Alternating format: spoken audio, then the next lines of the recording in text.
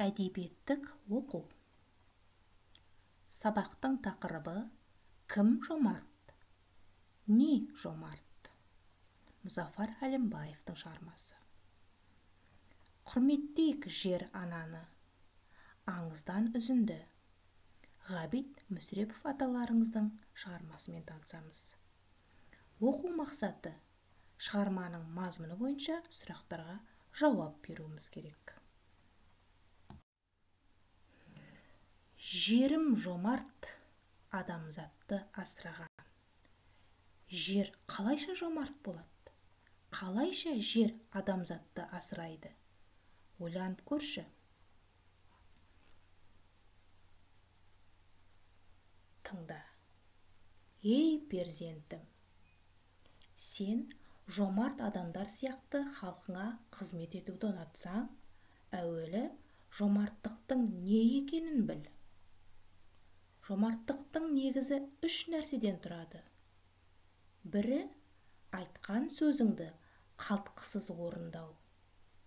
Екіншісі туралыққа, әділдікке нұқсан келтірмеу. Үшіншісі қайырымдылықты естен шығармау.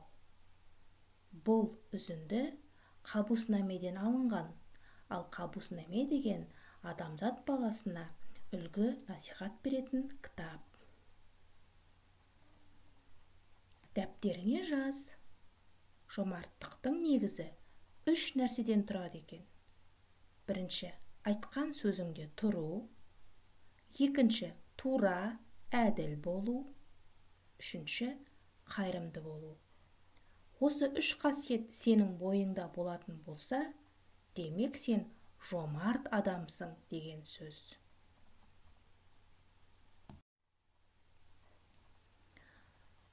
Осы жомарттыққа негіз болған Мұзафар атаңның «Кім жомарт? Не жомарт?» шығармасымен танысайық. Алдымен шығарманы тыңдаймыз.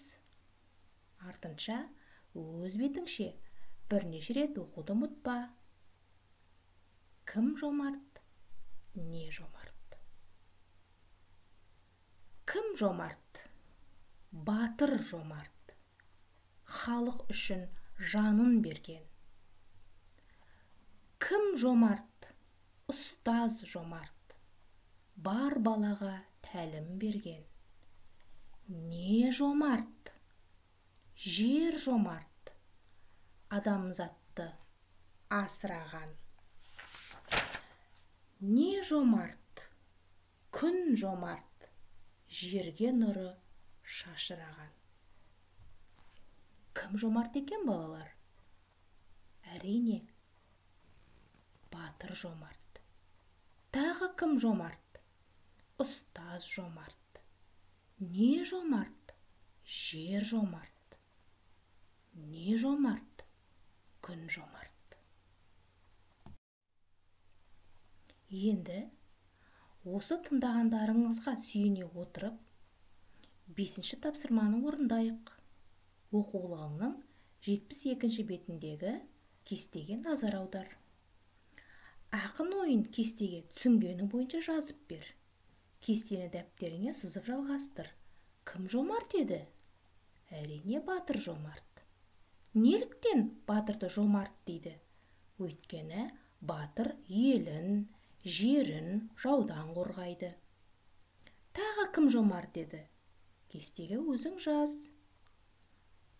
Неліктен ол жомарт еді? Оның себебін жаз. Не жомарт? Есіңе түсір. Неліктен жомарт? Кестені өз түсінігің бойынша дәптеріңе сызып, әдемі, қатесіз етіп орында. Ұмытып қалған жағдайда оқулықтан кері қарауыңа болады.